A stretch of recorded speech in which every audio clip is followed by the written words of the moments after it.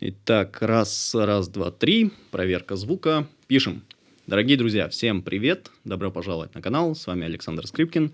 Сегодня у нас с вами уникальное видео на канале. Мы поговорим про шанхайский локдаун, но я буду не просто рассказывать, как говорящая голова, но также я вам покажу уникальные кадры, потому что мне получилось вырваться на свободу.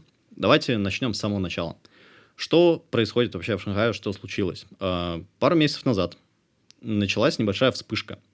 Непонятно кто, откуда, как привез в Шанхай коронавирус, который как бы уже как 2 года был побежден в Китае, и было тут 0 случаев, там 5 случаев в день, ну, то есть, понимаете, да, масштаб. И получается то, что кто-то приехал сюда больной, и в Шанхае начались небольшие такие закрытия локальные, то есть людей там в офисе где-то закрыли, кого-то закрыли на работе, в магазине Юникло был случай, то, что люди сидели несколько дней. В итоге все развилось до такой ситуации, то что закрыт сейчас полностью весь город. Вот конкретно я уже на протяжении там больше, чем месяца, по идее, не могу выходить вообще полностью из своего жилого комплекса. Но, как я уже говорил, у нас сегодня уникальный контент. То, что мне получилось вырваться из города, я вам покажу вообще, что происходит. Посмотрим на кадры вот этого пустого 25-24 миллионного города. Выглядит сюрреалистично, я вам так скажу. И расскажу вообще, как с этим справляется город, как с этим справляются люди, как они с этим не справляются и что вообще у нас тут происходит. Для начала, как так возможно, то, что закрыли 24 миллиона человек? Для этого нужно понимать структуру городов Китая. То есть, например, там в России, да, каждый дом, он отдельно находится, там вход в подъезд и все, и ты сразу на улице. В Китае, по большей части, дома сделаны по другому принципу, то, что есть жилой комплекс, такой сяочу называется по-китайски, и внутри этого жилого комплекса есть обычно консьерж, есть там свой менеджмент, и это все ограждено таким забором. То есть каждый жилой комплекс — это такая небольшая экосистема, в которой там бывают даже свои магазины, бывают свои там школы и прочее. И получается, закрыть такого рода экосистемы намного проще, чем контролировать, например, там, дома в России. Поэтому вполне возможно взять и вот 24 миллиона человек просто закрыть дома. То, что сейчас и происходит. Почему это случилось? Потому что в Китае есть политика нулевой толерантности к коронавирусу, что подразумевает то, что в стране, по версии Коммунистической партии Китая, должно быть 0 случаев в день. То есть вообще не должно быть коронавируса. Все, никакого не омикрона, вообще любого коронавируса быть не должно в Китае. И из-за этого произошла вот такая ситуация, то что меры по предотвращению заражения коронавируса прям наижесточайшие были введены, вплоть до того, что закрыли сначала по районам, а потом вообще полностью весь Шанхай. Нам, как об этом уведомили, в новостях была новость, то что самое забавное, то что вводится 5-дневный карантин, да, там с 1 по 5 число, с 1 по 5 апреля. Причем, заметьте, май идет уже, да, мы все еще на 5-дневном карантине находимся. Ввели вот эти вот меры, и людям сказали, покупайте там заранее продукты себе какие-то, готовьтесь, то что 5 дней, вот прям стопудово отвечаем, не больше. 5 дней будете сидеть, получается, на карантине. Ну, мы пошли в магазин, там закупились продуктами, многие, то есть были большие очереди, были даже такие в соцмедиа, были видео, как там стычки случались какие-то в магазинах. Ну, понимаете, да, на хайпе, то, что все пошли сразу закупаться. И мы тоже купили, сели, все, 5 дней ждали. По истечению 5 дней сказали то, что что-то победить не получается, будем сидеть еще дольше. В итоге, ладно, окей, хорошо. Продукты вроде есть, сидим дальше. И в итоге все это было каждый день какое-то небольшое продление, давайте еще недельку, давайте еще недельку, еще 2 недельки. Ой, что у нас не получается. Ой, и начали людей периодически уже забирать в такие ковидные лагеря, такие концентрационные лагеря, как некоторые шутят. Ну, это, по сути, такие места, оборудованные там стадионы, школы, куда свозят людей, у которых там даже бессимптомная корона. То есть, условно говоря, прикол в том, что в самом пиковом там моменте в день в Шанхае было больше, чем по 20 тысяч случаев, но 99% из них это были бессимптомные люди, которых тоже забирали, получается, вот в эти вот ковидники. Это отдельная история, как там людей забирают, это прям приходят домой, все запаковывают тебя в специальный автобус, специальный костюм и увозят, и квартиру всю заливают потом средствами, там, от которых, я не знаю, потом, как долго отмывать свои вещи надо, и люди там сидят до момента, пока у них просто тест не становится отрицательным. Ну, такой бред, короче, происходит. Ну, кто-то считает, что это достаточно правильные меры, так и надо. Я не даю оценку, свою личную, какое-то личное суждение, я просто вам рассказываю про ситуацию, которая здесь происходит. Ну ладно, двигаемся дальше. Получается то, что вот уже сегодня у нас 12 мая, и начиная с 1 числа, да, с 1 апреля по 12 мая, это уже больше, чем 40 дней, мы сидим на вот этом самом локдауне. Продукты доставляются через сервисы доставки еды. Иногда они работают, иногда они не работают. Приходится использовать какие-то свои внутренние там выходы на доставки. Мы вот с парнями скооперировались в группе и заказываем групповые такие большие заказы, и нам потом все это по квартирам развозится. Но это все понятно, это, в принципе, было в новостях, это везде показывали. Сегодня у нас как бы тема про то, что тяжело сейчас увидеть в новостях. Это вот я, например, смог вырваться, получается, в город и поснимать, как живет Шанхай и те люди, которые могут выходить. Потому что есть сейчас людей, которых, например, на протяжении 2 недель уже не было там случаев заражения. Им можно ходить на улицу.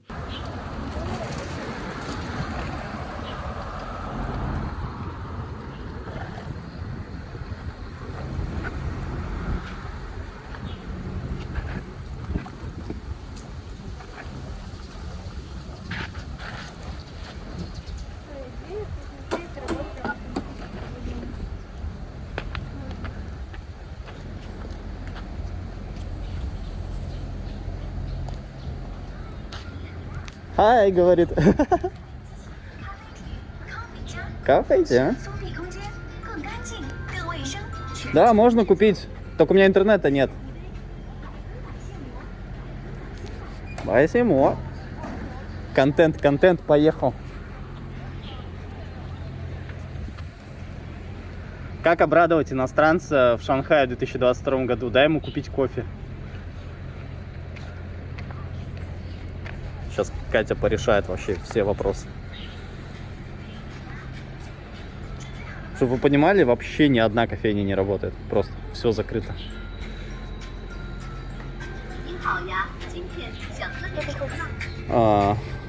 Вот. Тоффи-нат латте. О, тоффи-нат латте есть. Да ладно. Горячий, 2 шота, шоколад. Ты можешь выбрать, но я не уверена, что это все в наличии. Да. Да не, просто обычно.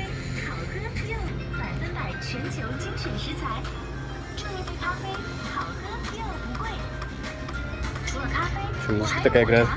Ободряющая.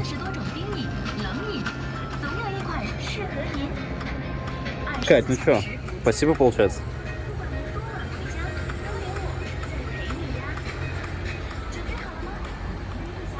$12, кстати, это очень даже вообще нормально.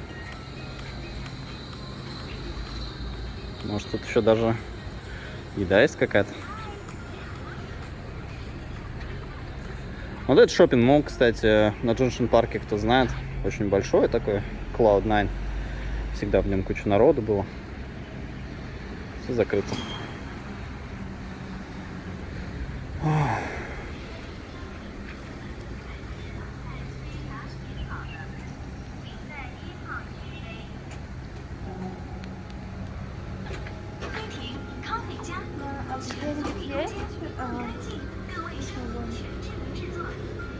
Магазины некоторые работают, но тоже с оговоркой. Поэтому сегодня мы вот именно про это поговорим. И отправляемся в путешествие по Шанхаю. И пока вы смотрите на вот эти вот кадры пустого апокалиптического города, я расскажу, как получилось выйти. Это самое интересное. У меня в Инстаграме про это спрашивали просто очень много человек, поэтому можно даже прям тайм-код в комментариях писать сразу.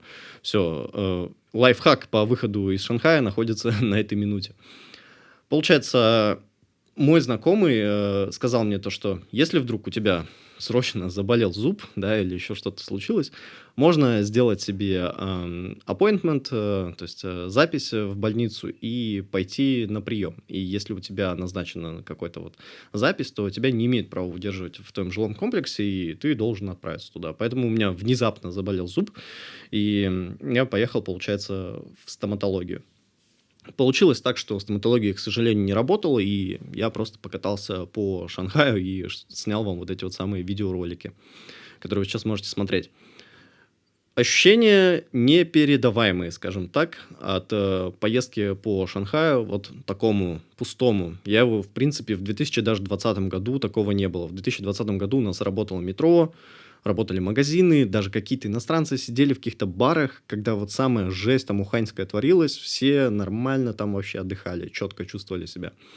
В этот раз все вообще абсолютно по-другому. Даже метро не работает, некоторые районы перекрыты, получается, с заборами так, что туда невозможно проехать. И на каждом въезде в район стоят, получается, полицейские и проверяют эти пропуска. То есть, есть ли у тебя вообще возможность куда-то проехать. Проверяют всех, там, доставщиков еды, к машинам подходят на светофорах и смотрят вот этот документ. У меня, получается, за то время, пока я ездил, 3 раза посмотрели. Я им просто так быстро на телефоне фотку показывал вот это уведомление.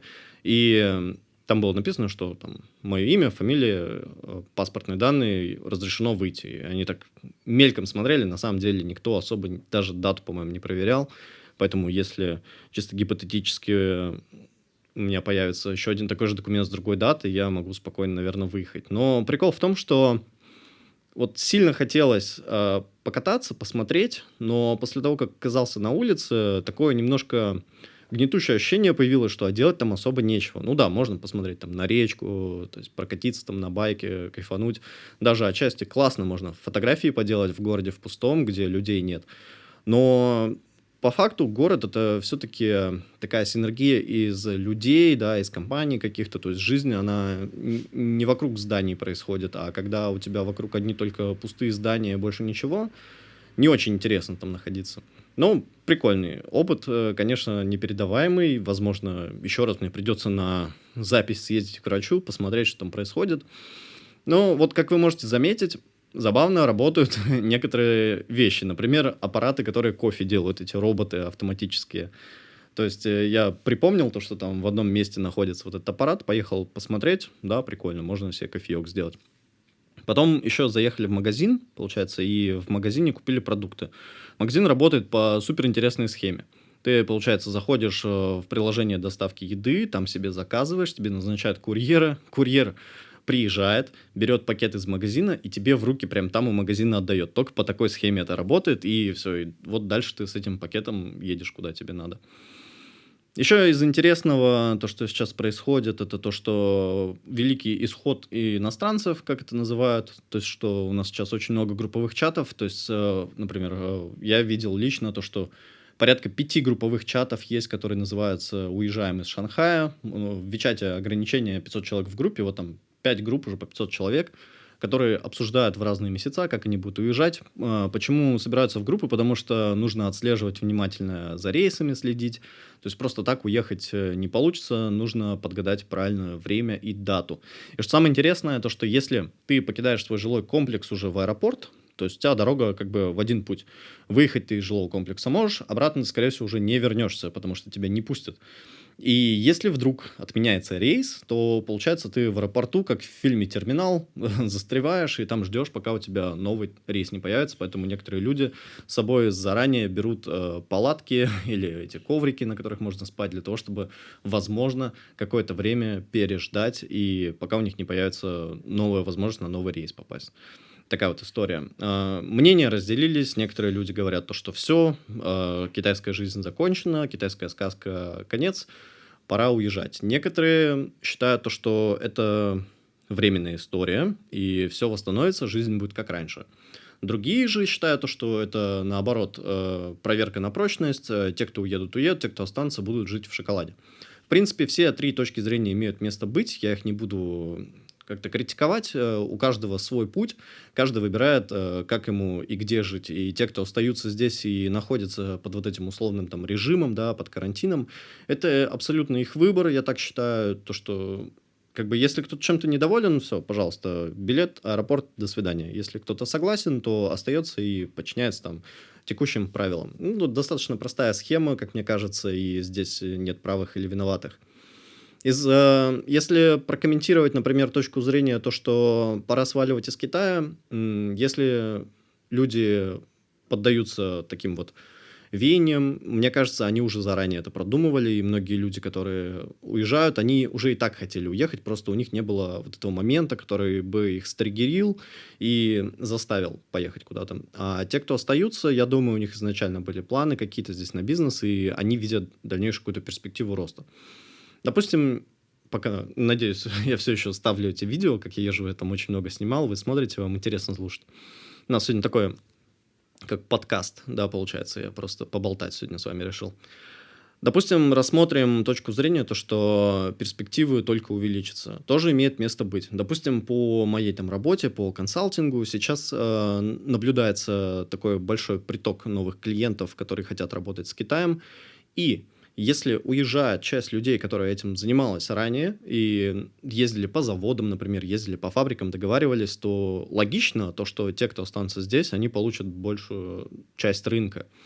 Возьмем простые вакансии, допустим, учителя те же самые. Я смотрю группы и смотрю обновления по вакансиям, тоже вижу то, что на август, то, что сейчас работы какие там уже предлагают, зарплаты выше там, на 10, на 5 тысяч юаней от того, что было ранее. То есть сейчас даже не носителям языка там предлагают уже по 30 тысяч юаней в месяц на август. То есть, гипотетически дата, когда все восстановится и начнется работа. Поэтому здесь, я как уже сказал ранее, нет правых, нет виноватых. Каждый волен выбирать то, как ему жить свою жизнь. Что касается нахождения здесь, вот это, конечно, такое достаточно большое испытание в плане того, что за квартиру нужно платить, то есть многие лендлорды, владельцы квартир, они не дают никаких скидок, так же, как и у меня, допустим, не было никаких послаблений, несмотря на то, что сейчас нет работы, несмотря на то, что все заблокированы. Также я знаю то, что в нескольких заведениях, таких как там кафе, бары, клубы, рестораны, владельцы помещений тоже просят, чтобы платили дальше аренду, и, соответственно, это убивает бизнес. Я знаю, то, что несколько заведений уже не откроются после этого самого локдауна, потому что у них просто нет средств для существования, для того, чтобы платить аренду, зарплаты и прочее. То есть это, конечно же, большой удар по бизнесу. Также, если смотреть с бизнесовой точки зрения, я посмотрел про инвестиции в Китай, то, что, скорее всего, будет такое схлапывание от этого инвестиционного пузыря, который здесь жизнился в Китае, то есть в Шанхае именно, иностранного капитала будет меньше сюда вложено, поэтому с этой точки зрения, конечно, история немного печальная, но поживем, увидим. Конкретно про мои планы я пока что не планирую уезжать, то есть у меня здесь задача максимально попытаться продержаться, получить там визу новую как раз-таки. Вот, кстати, забавная история про визу. Получается, прям за день до того, как нас закрыли на 5-дневный карантин, да, я подался на визу, на продление, там, чтобы перейти с одной рабочей на другую, и все, у меня паспорт, получается, в иммиграционке застрял. То есть, чисто физически, даже если я сейчас захочу куда-то уехать, у меня будет целый квест передо мной стоять о том, как мне забрать мой паспорт, получается, и вообще я даже не знаю, где он находится, ребята, я понятия не имею. И виза, которую мне должны были там дать еще 14 апреля, она все еще где-то лежит в недрах иммиграционного центра, поэтому я не знаю. Но у меня пока идея такая, то, чтобы съехать на квартиру, которая стоит немного дешевле, потому что я до этого вот снимал в центре здесь и пользовался всеми плюсами нахождения в центре. То, что можно выйти там на пробежку с утра и все такое, то сейчас никаких плюсов от нахождения в центре нет, пока все вот это происходит, коронавирусное безумие. Поэтому я думаю съехать куда-то просто, где подешевле можно снимать. И буду смотреть, буду дальше ждать. Так, что еще? Заехали мы, значит, после того, как съездили в магазин к подруге, к нашей, к Насте, завезли ей продукты, поболтали через забор, немножко постояли. Ну, такое, знаете, развлечение наши местные. То есть помогли ей, там, завезли какие-то продукты. Что еще видели? Некоторые люди ходят, гуляют, сидят там, кофе пьют на улице. То есть у них вообще самый кайф сейчас, наверное, этим работникам, которые, знаете, садовники, которые за городом следят, потому что никого нет на улице, никто не мусорит, их работа не изменилась, зарплату им также платят, они также там следят за садами, за прочим. Ну, такое интересно, короче. Вот. Это, наверное, основные такие моменты, которые хотелось вам рассказать. Пишите в комментариях, если у вас какие-то есть вопросы. Не забывайте подписываться на мой инстаграм. Кстати говоря, извиняюсь, это фальстарт заранее начал закругляться. Хотел рассказать про тесты Супер интересно, как у нас происходит тестирование каждый день, каждый день. Это уже мемом стало местным шанхайским. Мы слышим в окно прекрасные завывания в громкоговоритель, такие типа «Сялайцзо», «Хэсуанла». Это, ну, что-то такое по-китайски, может, неправильно сказал. Короче, это значит то, что все вниз идем и делаем тест на коронавирус. У нас у всех есть приложение специальное в Alipay, в котором мы показываем свой QR-код, потом делаем тест, и в течение дня тест загружается онлайн. И получается, у меня там уже целый список из этих тестов, которые я успел сделать за то время, пока нахожусь на этом локдауне. То есть, таким образом они пытаются отследить, есть ли в доме новый случай или нет. Если кто-то заболевший, его, соответственно, забирают в вот этот коронавирусный лагерь самый. Вот, и тестирование это каждый день происходит, все стоим, как дурачки, в очереди просто на улице и сдаем эти тесты. Это, конечно же, гениальная идея собирать всех людей, которые гипотетически болеют в одной очереди. Но чисто физически я понимаю то, что невозможно. То есть город, в котором население 24 миллиона человек, вы прикиньте, 24 миллиона тестов, во-первых, типа провести каждый день. Потом, чтобы провести 24 миллиона тестов, это нужно сколько человек вот просто снарядить, чтобы они стояли и вот эти вот тесты сдавали. Вот, кстати, вам фотки, как я эти тесты там сдавал, тоже. И так каждый день. То есть вот то, что вы наблюдаете, это каждый день выход, стоим, смотрим. Потом есть возможность погулять по двору. Ну, в принципе, всегда есть. Ночью вообще всем абсолютно пофигу. Я там ночью по 5-10 тысяч шагов просто гуляю по двору, хожу, слушаю аудиокнигу и вот так вот, знаете, там, чтобы с ума не сойти, условно говоря. Прям выхожу к воротам, и такое ощущение, что если я вот сейчас выйду и пойду гулять по городу, мне никто ничего не скажет. А оно так и есть на самом деле. То есть я на байке, если на своем поеду, меня никто не остановит, никто мне ничего не скажет. Короче. Ситуация такая, вот коронавирус, локдаун, Шанхай 2022, супер, веселимся здесь, вообще отрываемся. В Инстаграме стараюсь постить какие-то новые апдейты. Там намного проще, конечно, сделать сторис, чем видео выкладывать, поэтому если вам вдруг интересно смотреть какие-то более ежедневные новости, подписывайтесь туда. Вот. И что еще хотел сказать? Все готовить научились. Да, это вообще прям... Либо вспомнили свои старые скиллы. Я за это время уже успел приготовить и вареники, и эти пироги всякие разные. Как они называются? Забыл слово. Не манты. Хинкали. Вот хинкали делал, получается. Сегодня буду делать эти хачапури по-аджарски. Ну, короче... Народ развлекается как может, кто-то там сидит, рисует, кто-то поет, кто-то танцует, кто-то сходит с ума, кто-то даже вплоть до того, что уже думает на себя руки наложить. Короче, ситуация на самом деле тяжелая. То есть не буду говорить, что «О, у нас тут все круто, вообще, йоу, отдыхаем, классно». Но есть что есть. То есть кому не нравится, все, аэропорт, поехали, до свидания. Тут схема простая на самом деле, и не стоит особо... думать то, что всех прям заперли, как в тюрьме. Ну, лично мне так кажется, по крайней мере. Вот, такие новости, ребята. 100 лет видосы не делал. Парикмахерские не работают. Сходить нельзя никуда. Посмотрите, я как зарос уже просто вообще. Поэтому в кепке хожу постоянно. Ну, такие вот дела. Похудел, потому что домашняя еда, это, конечно же, полезнее. И очень интересный момент наблюдать, конечно, как траты на... еду, просто ежемесячные, значительно просто в разы сократились. Я прям понял то, что эти доставки ежемесячные, которые были там пицца, бургеры и прочее, они сжирали немалую часть бюджета. Теперь получается выживать на меньшее количество денег. Тоже урок. Ну вот, такие дела. Ребята, подписывайтесь на канал, если вам вдруг было интересно. И до новых встреч, получается. Пока-пока.